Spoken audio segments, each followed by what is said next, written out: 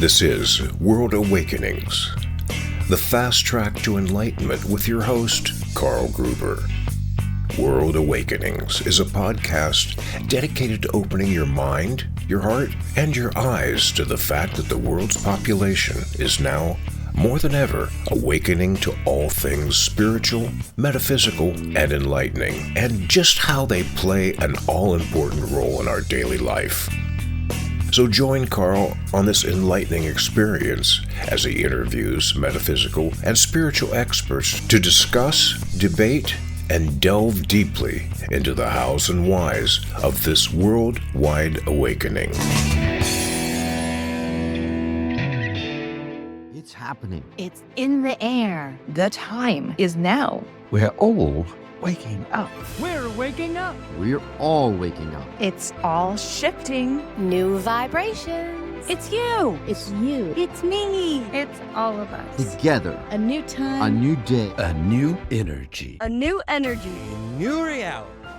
Awaken with us. Awaken with us. Awaken with us. NewRealityTV.com.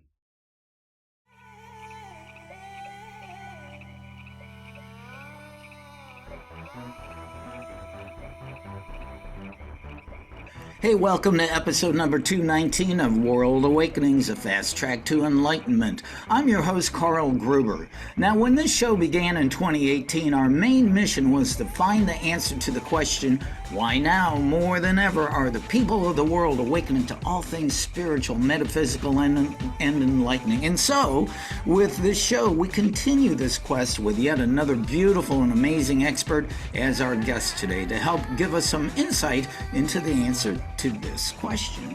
Now, before we head off to meet our guest, I'd like to remind you that not only can you watch this show on YouTube, but World Awakenings is now available to watch on the brand new TV network, New Reality TV. Just click the link below in the show notes to find out more. All right, off we go to meet our guest. Today we meet Barbara Minton, PhD, a psychologist who explores neuroscience, music, the beauty of nature, and healing in what she calls the intersection of music, science, and the heart. Now, in her clinical practice, Dr. Mittton uses neurofeedback, audio-visual entrainment, neuromeditation, and other frequency-based techniques to increase a person's optimal functioning.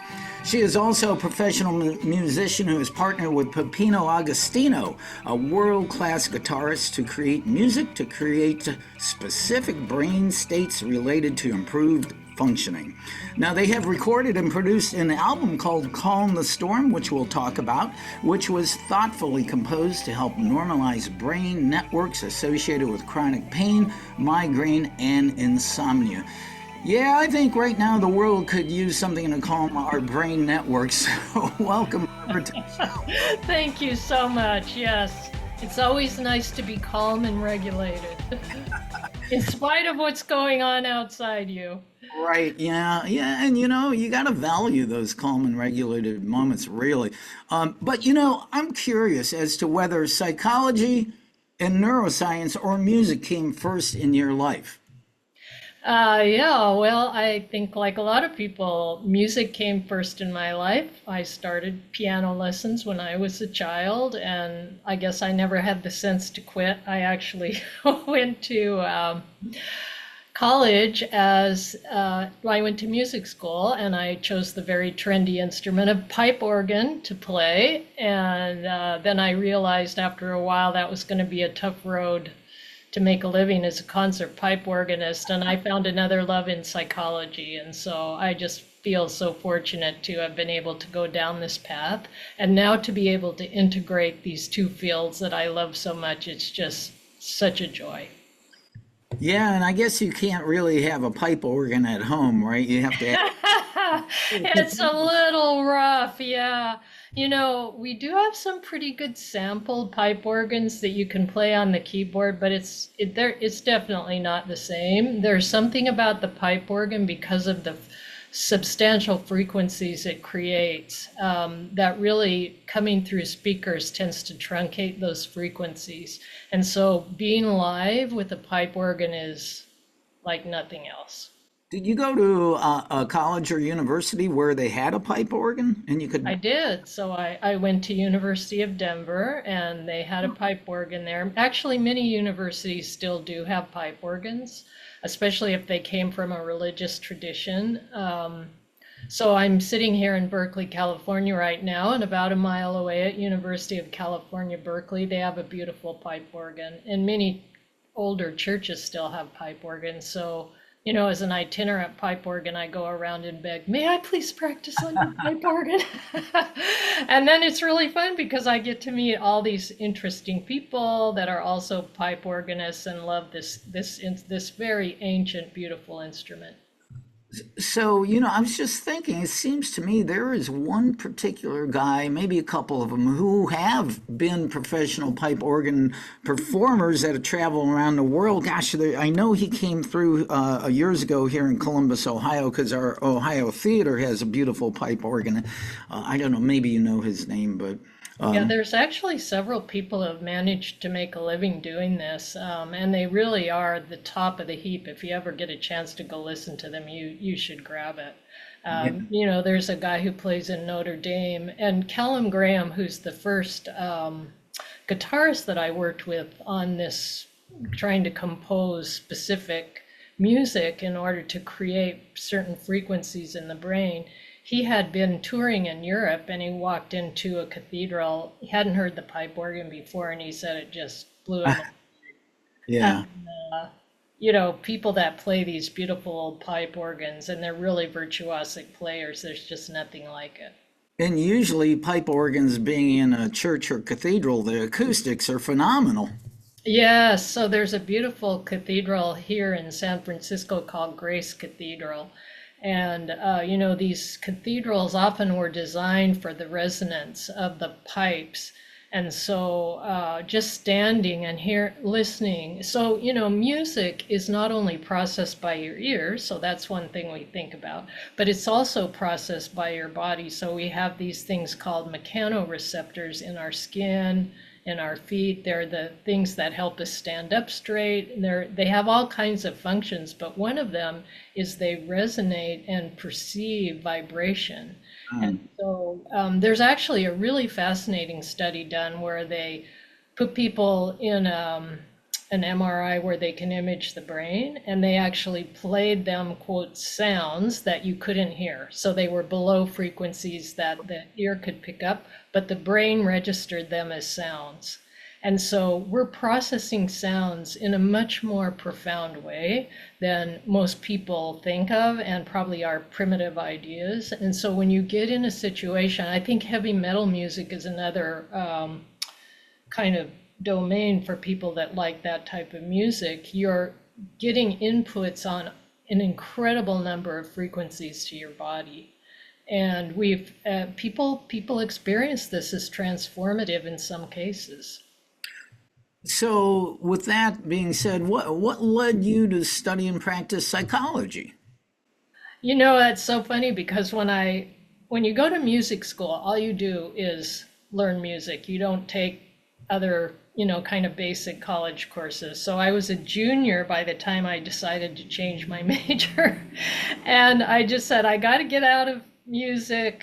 So I need to take all these general ed courses. I'll just take them. And my advisor said, oh, you can't do that. You have to declare a major. And I said, well, what's the major with the least requirements? I'll do that while I'm trying to figure out what I really want to do. And they said psychology. I'd never taken a psych class. I was like, okay, put me down as a psych major. So I go take intro to psychology. I thought, oh, this is really pretty interesting. I think I should take another psych class. And then I just got fascinated by what is it that makes people tick? How do cultures and societies work? All these big questions. And I became very interested actually in psychology of religion. The first publication I ever got in a journal as an undergraduate was on how religious versus non-religious people felt about death. And then it just kind of went on from there. It was a fortuitous mistake, I guess. And it just snowballed from there. So, what exactly, and you practice this, what is neuroscience? And is it an offshoot of psychology? Yeah, it's a great question. So it's really interesting. Most of us think as psychologists, and you're actually a life coach, right? So you do this too. So people come to you with a problem or something they want to achieve, and we talk with them and we help them find a path forward on that. Neurotherapy is a little bit different because what we tend to do in neurotherapy is we look at what the brain is doing. So is your brain stuck in a pattern of firing that isn't working for you? So for example, if you're anxious, the anxiety network of your brain is not turning off. So the brain fires in networks, kind of like how we have networks of airplanes flying around, right? So we have hubs like Denver, New York, LA, and these planes fly in and out of these hubs and then they go to smaller places. Well, the brain works like that too. So you have these networks in there, but the networks can kind of get a little bit off track. So in neurotherapy, what you do is you work directly with the brain by working with electroencephalogram, EEG, and rewarding the brain. So you monitor the brain and you reward it every time it starts to move out of its stuck state. Or you can use audio-visual entrainment where you flash lights in people's eyes and play sound in their ears to kind of get them out of that state. And then there's transcranial direct current stimulation where you actually put in very small amounts of electricity. There's many, many different approaches, but these would all kind of come under the general rubric of neurotherapy.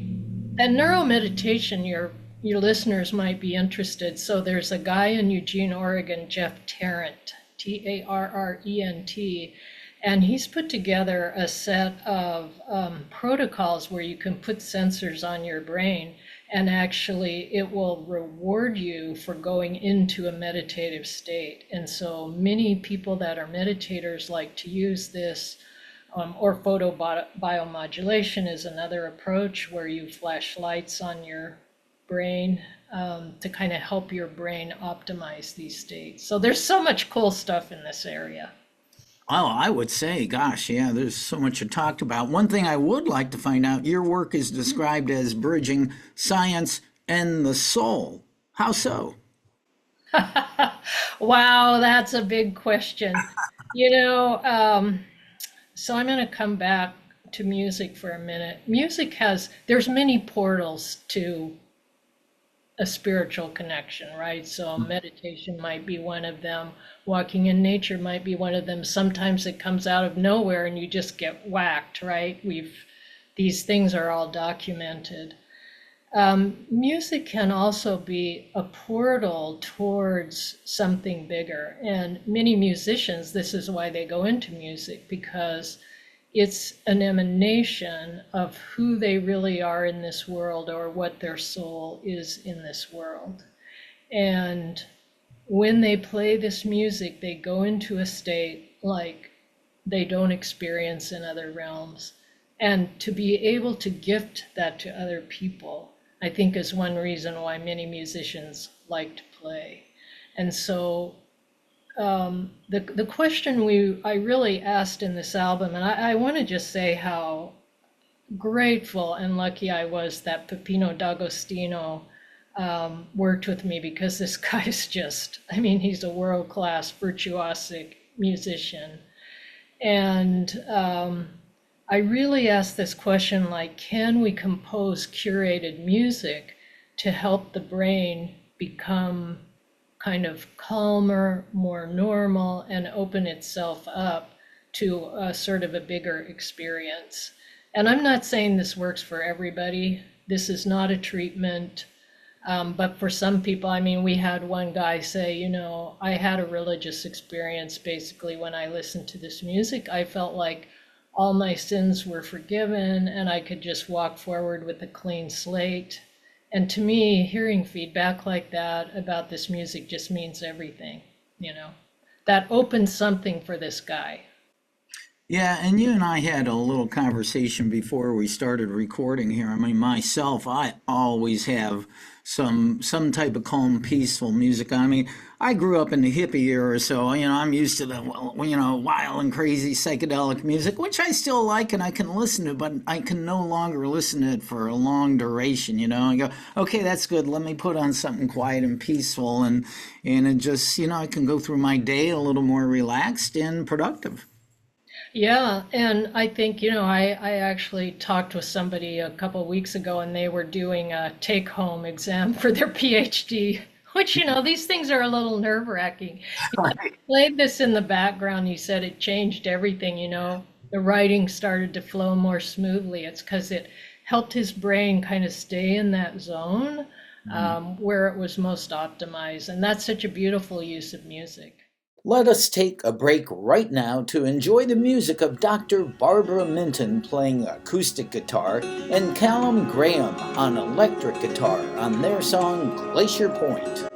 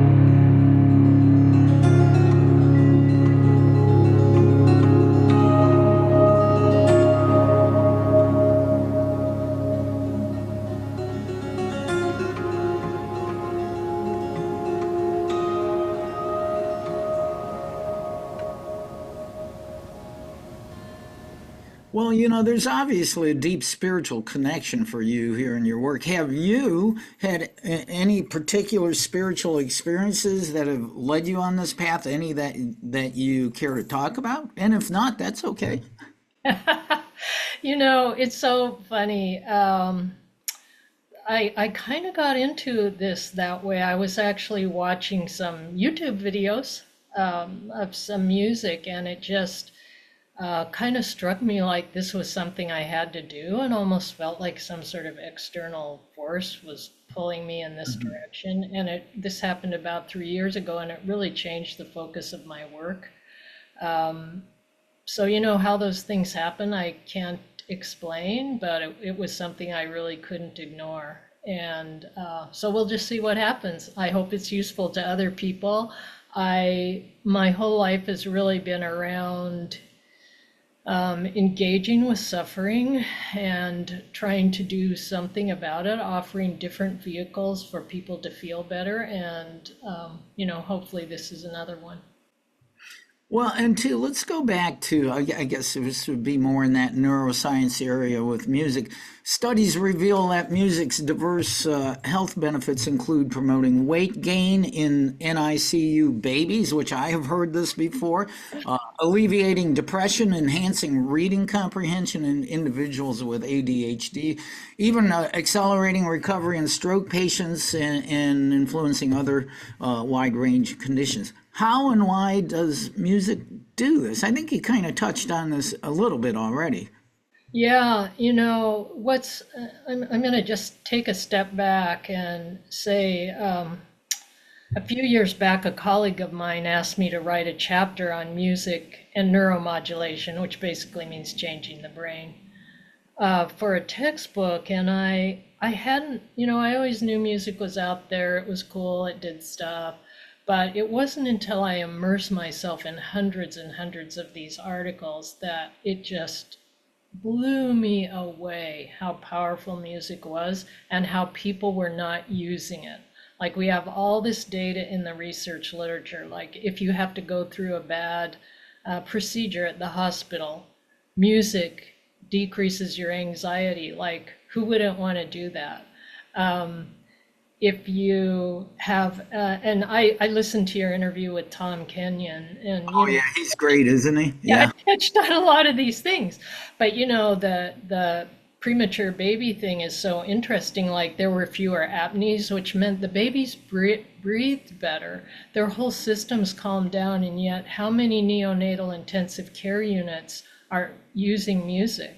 I mean, very, very few. And so this gave me a passion of, how do we get this information out there in the real world of all these things that music can do? And it isn't just random music. It's music matched to what you need. So let me give you a couple examples. So that thing on ADHD was super interesting. It's a great little study.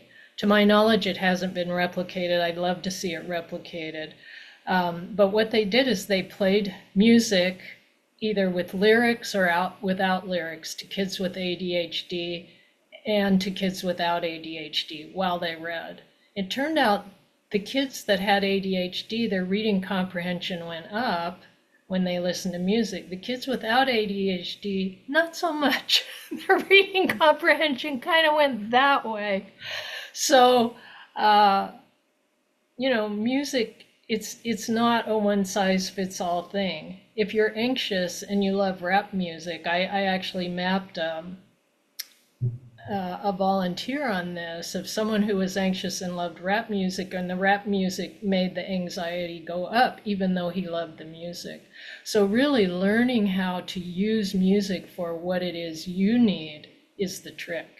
And that's not always easy to tell, because it's not always the music you like or you're drawn to that's the best for you. It's interesting that you mentioned that. I remember years ago listening to the late Wayne Dyer talking about the effects, positive and negative effects and things. And I guess his son was a youngster and he was listening to rap music. And I'm not being judgmental. I'm just repeating this, that he had his son do the muscle testing that Dr. David Hawkins researched and invented, where if your body is in tune with it, your arm, you push down, your arm stays strong, and if it has a disempowering effect, your arm will drop immediately. And Wayne Dyer did that with his son with the music, and his arm it disempowered him every time, and he didn't realize that. But yeah, Dr. David Hawkins' work on muscle testing is great. Well, I'm sure you're well aware of that. Yeah, and I don't want to pick on rap music because as you just said, which you weren't either. Rap music for certain people can be good. So I want to talk about heavy metal for a minute. Sure. It's really interesting. I'm not a big fan. However, I have clients that are big fans. And what happens with heavy metal is it's so intense. If you're sitting there ruminating about something and you get in and you start listening to heavy metal, it drives everything else out of your mind, right? Mm-hmm. So there can be a cleansing quality to some of this super intense music, and especially for people with PTSD or other kind of really preoccupying, let's say, ailments, the intensity of music like that can be very, very powerful, and it will help them go into a transcendent state. It's quite interesting. Yeah, and you're exactly right. It's not just a particular form of music. It's any form of music or sound that is chaotic. I mean, I'm a big jazz fan, and I almost always have it playing, and I'm a big fan of John Coltrane. And John Coltrane plays stuff, but he has some very chaotic stuff that he recorded during a chaotic part of his life. And I'll literally be on the other side of the room, and I'll realize, oh my God, why am I feeling so weird? I have to run over. And it's not just that. A lot of jazz, they just go into this discordant stuff. But yeah, it can be heavy metal, it can be rap, it could be something that is just, we already have enough chaos in our life and everything. We don't need that added to our life and to our brain. Well, what's interesting to me about what you just said is that you are conscious of what it was doing to you. Mm-hmm. Most of us are not conscious of what it's doing to us. And when we can start to ask ourselves, oh, what am I playing and what am I feeling? Then you can start to really curate playlists for yourself. And, the research basically shows there's two variables here. One is activation, which is how energetic the music is, right? Is it calm and peaceful, or is it, bright and fast? And then the other one is valence, which is it positive or kind of sad? And we want certain combinations of these create certain emotions in us. And when we can pick these out and use them, and I have a great workshop called Music, the Brain, and Healing that I do. It's basically a 2-day workshop. I'm trying to figure out how to get it down into 1 day, where we basically talk about this, like, if you want to move your brain into these different states, what is it you want to pay attention to in the music that you expose yourself to, and how do you design a playlist for yourself to do that? And once you become aware of these variables, then you can become a really good consumer of music in order to really optimize your own health and well-being. I mean, music is powerful. There's some studies showing it helps the immune system, right? So, and it's so easy. Like, if you can go to the website. Our website's musicandhealing.net, by the way, if anybody wants to look. And I posted some pre and post brain imaging pictures of the brain before listening to a song and after listening to a song. So you can actually see how these networks change, and it's just stunning. But if you want to use this, then you have to think about where is it your brain is, where is it, where do you want it to go, and how is that music impacting you, which is something most of us don't think about. We just, next song. Yeah, and using music as an example, you're right. Most people have no cognizance on the effect that they have, and especially that the disempowering sound, and that comes in many other forms in the world. But obviously, music can and does have a role in healing. Are there some examples of healing that you've experienced with your patients in your neuroscience and psychology practice? Well, I can tell you a couple of them. I mean, one is this issue of sleep, which so many people have trouble with sleep right now. And you're a life coach, so I'm going to give the disclaimer first. If you're not eating right, if you have poor nutrition, and you're not creating an environment for yourself to calm down at night and let the activation system of your body calm down, and you're not getting adequate exercise, you can't put a song on and it's going to cause you to fall asleep like that. Right. We've probably been misusing sleep medications like this for years, where in our culture, we want to go, and then we want to fall asleep like that, and then we want to get up and go the next day. Physiologically, our bodies were not made for that. So that's my disclaimer. You have to make sure you have these other parts in place first. And that's just what would be called good sleep hygiene.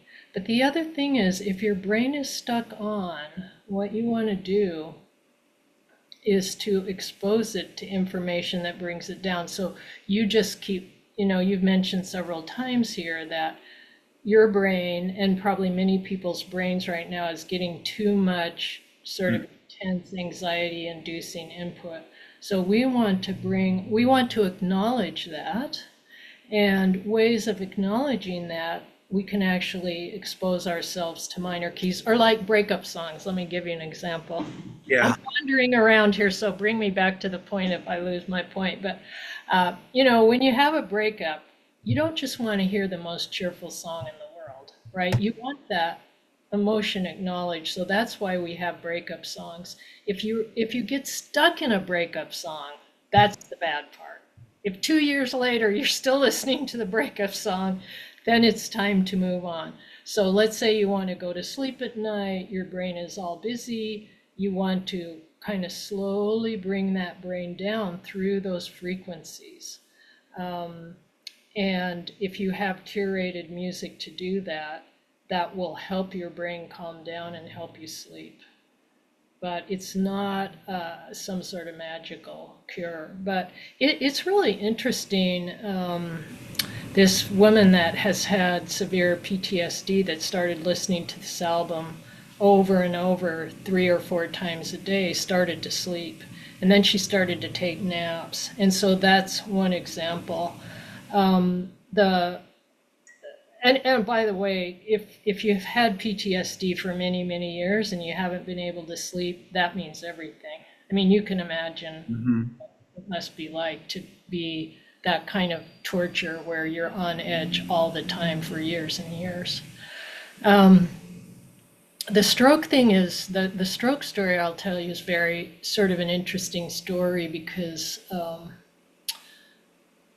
this was one of those ones where the person really feels like I was sent to them by some outside agency, whether you want to call it God or whatever you want to call it. But this person had a relative that had a stroke, and they were having trouble walking. And there's some really, really cool literature on which parts of the brain, which genres of music activate.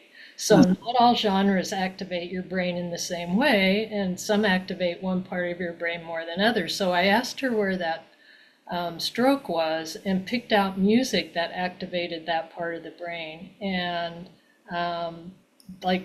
she had the person listen to it, and the guy had like dramatic improvement in 24 hours. People couldn't believe it. But I think it was partly because his brain was ready. And then when it got that extra stimulation, because the brain tries to mimic the frequencies that it hears in the music, it got that extra stimulation. It just put him over the top, and wham, everything started to happen. So exciting to hear. Yeah, that is amazing. I just love to hear that. So Do you think that if people actually became more aware of both the positive and negative effects of music and sound play in their lives, they could actually consciously control both their mental and physical health better? Oh, I totally do. Yeah. You know, uh, sure, of course. And I'm not saying music is everything. It's not, but it's, if so, let's say you have trouble sleeping and you go and pay $20 to download the songs on the website. It's like, why wouldn't you do that if it takes a couple of points of pain off your chronic pain? So one of the things we saw on here is that some of our volunteers, started to normalize the chronic pain network. So if you get a point or two off your pain, why wouldn't you do it? I love music because it's so accessible and it's so cheap. Like, you can pay thousands of dollars to come and see me, or you could try playing a little music first. Or you could do both, but why not use music? It's just such a lovely intervention. And one of the things we tried to do in this album is make the music stand on its own, because we want you to like listening to it. So the songs are pretty, they're enjoyable. If you don't like one, put them in a playlist, skip that one. And so when you have music that you love to listen to, then it makes it easier to experience the effect of it. Although there is data to show that even if people don't like the music, it does change the brain. But how many times are you going to listen to it if you don't like it? Yeah, right. It's interesting too. I have realized, and I've read many articles about this, music actually enhances plants in the way they grow and how well they grow. I have a plant that is around classical music all the time that I play, and it grows fantastically. Yeah, I'm the person with the black thumb, so You're the one. Okay. and on that, clearly I need to be playing more music to my plants. Oh, there you go. Yeah, yeah. I think there's a reason. I mean, we've had music, drumming, and all this stuff since the dawn of time, right? Like, there's a reason we're so attracted to music as humans. And I think because we just take it for granted, but this is all information about how powerful music is in our lives. Well, one other thing that I'm very curious about, and you touched on this earlier. What is this thing called audio-visual entrainment? How does that work? Yeah, so there's a great guy from Canada. His name's Dave Seaver, Siever, and I think on his website, I think it's mindalive.com. And if anybody's interested in checking it out. And what audiovisual entrainment does, so let's say, I'm going to go back to insomnia. It's a great example because many of us experience that. Often what's happening is there's a sleep network in your brain, and that network gets stuck. So beta, and I think Tom talked some about this in his talk. So beta is this sort of bright-eyed, bushy-tailed wave where you're on and you're engaged. And I'm sure I'm making beta right now because I love talking about this stuff. It's great if you want to be a student or you're giving a speech, but it's not so great if you're falling asleep. So if your brain gets stuck in beta, you want to nudge it out there so it can go down to alpha, which is that Zen calming wave, and then into theta, which is that pre-sleep wave, and then into delta, which is the restorative wave that happens in sleep. So audiovisual entrainment, what it does is you put on a pair of glasses and it flashes lights. So one of the protocols there for insomnia would start in alpha, and it would flash lights, say 12 times per second, which you can't actually perceive, right? Your brain doesn't perceive it. You feel lights are flashing, and then you can put earphones on and it'll put in binaural beats at that same rate. And because the brain likes to mimic these things, the brain's a patterning organism, so it likes to mimic what's coming in, and it'll be like, oh, I'm getting these signals that I should be in alpha, and it'll start to make alpha. and then it'll switch down after so many minutes into theta, and it'll start flashing the lights in theta. And then your brain says, oh, now I'm in this like Zen alpha state, but I could actually go down into this theta state. And so audiovisual entrainment puts in both hearing and light in order to help your brain change state. And there's many protocols. I mean, you can do ones for focus, for sleep, as I just mentioned, for meditation, many others. And Dave and other people have collected quite a bit of data on this. So audiovisual entrainment is really kind of like a reinforcement along with musical frequencies. Well, yeah, it is putting in brain frequencies that it wants the brain to mimic, and in a way, that's what we were doing through this other modality with our music, right? So we started out, and Peppino would play a note, and I would look at the oscilloscope and see what's the frequency range and the overtones of that note, because we know that the brain is going to want to take that in and imitate that. And we don't want to go way too high, right? We don't want to be playing piccolo type notes when you're trying to calm down. So we want the brain to be able to mimic, in this particular case, these more calming frequencies. We're actually going to eventually, hopefully, we're working on an album for PTSD next, and eventually, we'll have some other ones, focus, all that. But that they will be different because what we want your brain to mimic is different. Well, I really, in a moment, I do want to talk more about your work with Peppino D'Agostino, the guitarist.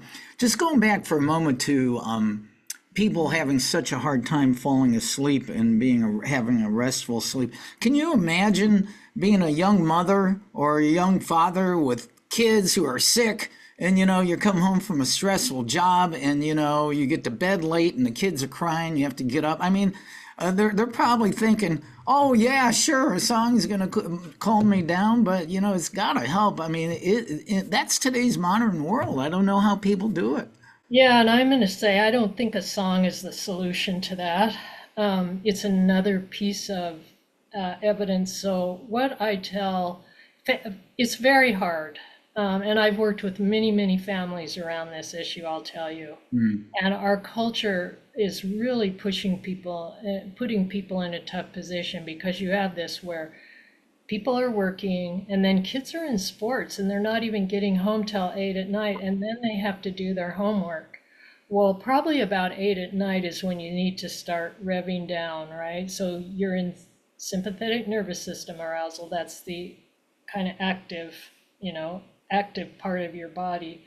It takes an hour or two for most people's systems to calm down. So theoretically, what you'd be doing is walking around the block and gazing at the trees, taking a warm bath, cuddling up on the couch, doing a crossword puzzle that's easy, reading a bedtime story. And we have this idea that we can just switch off and on. Music isn't going to solve that. Now, playing it in the background may help a little bit. I just got a text yesterday from somebody, and she said, wow, we put your album on and our dogs have calmed down. We've calmed down and our dogs have calmed down. And I was like, well, that means a lot if you got a couple hyper dogs. But, they were also sitting in a calming setting. And I think it's very hard. I experienced this myself when my child was young, and people would say, oh, just go take a warm bath. I'm like, you got to be kidding me. You can't even go in the bathroom and shut the door without a child at the door. So let's not tell people to do things that are unrealistic. Well, let's go ahead now and talk about your collaboration with Peppino D'Agostino, a world-class guitarist, to create these specific brain states. And Peppino's recorded 19 CDs, played with some really famous musicians. How did you meet Peppino and end up recording with him? Yeah, the guy's incredible. Oh, this is so funny. So I met him on the internet, but when I had that experience where I was like, man, I got to do this music stuff, I really got obsessed with this idea of learning to play percussive fingerstyle guitar, which is a certain type of guitar that I was very intrigued with. And I was looking around for someone who could teach me, and I couldn't find anybody locally. And I actually found Callum Graham online, and he was my first teacher, and he was actually the one that encouraged me to get back into the pipe organ and think about the pipe organ and guitar combination. When I had that idea, it was like, you should try that.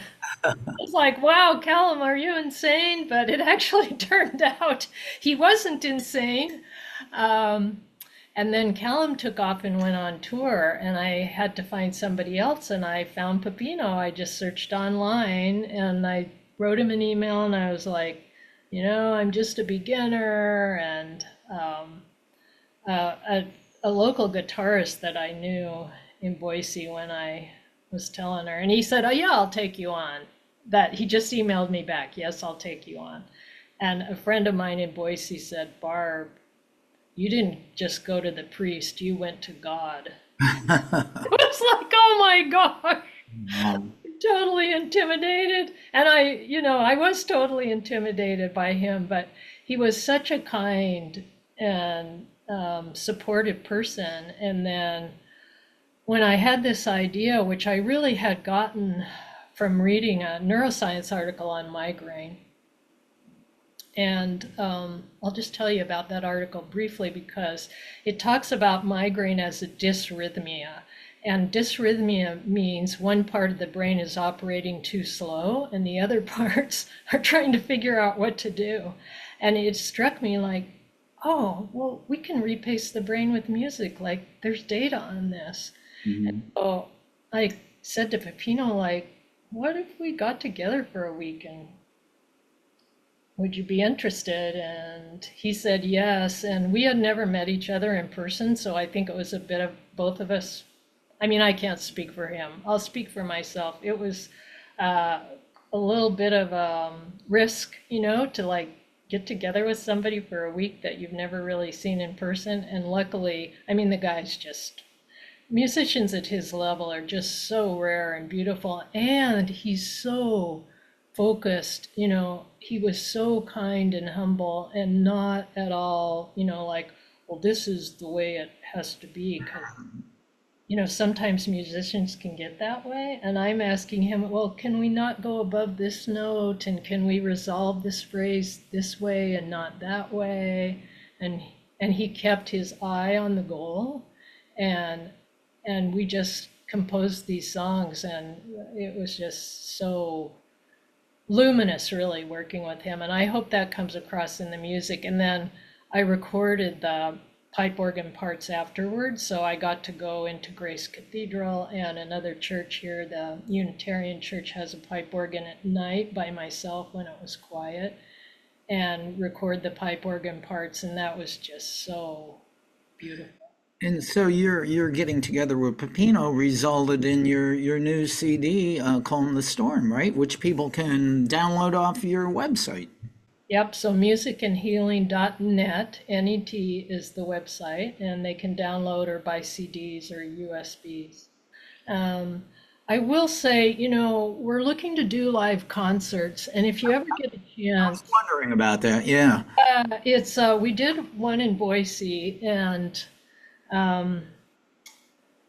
wow, Peppino talked about this a little bit in another interview we did, but we didn't have people clap between because we wanted people to stay in the state. And so we just played through this album live, and the deep resonance of the pipe organ combined with the warm intimacy of the guitar, it's given me chills just talking about it, was just incredible. So people closed their eyes, and I was mostly watching him and the pipe organ console was kind of blocking my view of the people. But he said most people went into kind of a trance state. Some people started to cry. A guy came up afterwards and said his pain had gone away. It was just man, absolutely stunning. And I think it was a combination of the resonance of Peppino and me as performers and what we feel being transmitted, and then these live frequencies hitting you from both the guitar and the organ is just incredible. It was amazing. So we are speaking with Dr. Barbara Minton, a psychologist, neuroscientist, musical healer, and performer. Just amazing stuff. And I'm really excited to hear about this. And because, I'm, like I told you, Barbara, I am a huge musician. There's hardly any time in my day where I don't have some music on that's keeping me healed and healthy and whole. So one last question real quick here. Is what you're doing, is that popular within the world of psychology, or are you kind of breaking new ground here? Yeah, I would say it's not popular in the world of psychology. We all get trained in our own little narrow areas, and psychology is really focused on talk therapy, generally speaking. And I love talk therapy. I actually think talk therapy, neurotherapy, and music have a very synergistic effect. So people that want to optimize themselves can use multiple techniques. But yeah, I would say most of my colleagues, no. But I have done 2 workshops with continuing education workshops for mental health professionals, where I show them how to curate and use music as an adjunct to therapy, which is so easy to do, right? And to integrate it into talk therapy. And we've gotten straight, like the ratings are 0 to 5. We got straight 5s every time. And we had, people I had one person that was on the faculty actually of another social work program, and she'd been in the field for years and years. She said, this is hands down the best continuing ed workshop I've been to. So there's so much potential here, and it's so easy to integrate if you are a mental health professional or a coach. You really should think about learning more about music and how to use it to help your clients with their outcomes. Yeah, you are a groundbreaker, and you're my very first pipe organ performer I've ever. I know, I'm trying. And let's see, I think you said you do a 2-day workshop. Is that live? Is that virtual on your website? Yeah, so there's actually 2 different workshops. One is this music, the brain, and healing one I just alluded to a couple times. We have another one that Peppino and I and a colleague of mine did in June, which was fantastic, which is how to use different creative avenues to help find and develop your authentic self in a low pressure, non-performance based environment. And that one's really fun. And those are both in-person workshops. And then we also have these concerts. So the concert, the Calm the Storm concert, and then we also have pipe organ guitar concerts that we can sort of add in there. So there's lots of cool stuff going on. The workshops are in person right now, but eventually we will do some of this stuff online. If there's interest, we'd love to do it online. It's better in person, of course, especially with the frequency-based stuff, but you can still get the idea of it online. Man, I'm going to have to fly out to Boise, Idaho to hear your next concert out there. I know, you better, yeah. Well, Barbara, we're going to wind up here. Again, you actually, I think you have 2 websites, musicandhealing.net, and then your own personal one, drbarbminton.com, drbarbminton.com, right? Yeah, the DRB, the Dr. Barb Minton one is really kind of my psychology one that talks about neurofeedback and the psychology side, and then the music one is musicandhealing.net. Yeah. Well, this has been an amazing conversation, and what you are doing, and your friend Peppino, thank you so much. And there, I will tell people, Dr. Minton has a couple music videos on YouTube if you just want to search those out. Maybe I'll find the links and put them in the show notes and people can check it out. And Thank you, Barbara. You're doing some amazing things for the world. Well, thank you so much for letting me come and talk. It's just so fun.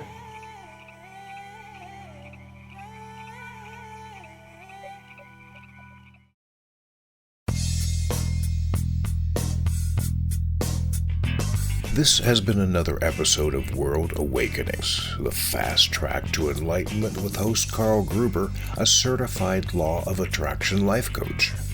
We welcome you to tune in to each and every episode of World Awakenings as we open your mind, your heart, and your eyes to the fact that the world's population is now, more than ever, awakening to the truth of all things spiritual, metaphysical, and enlightening, and just how much they play an all-important role in our moment-to-moment daily life. Much love and light to you, my friend, and thank you for tuning into World Awakenings.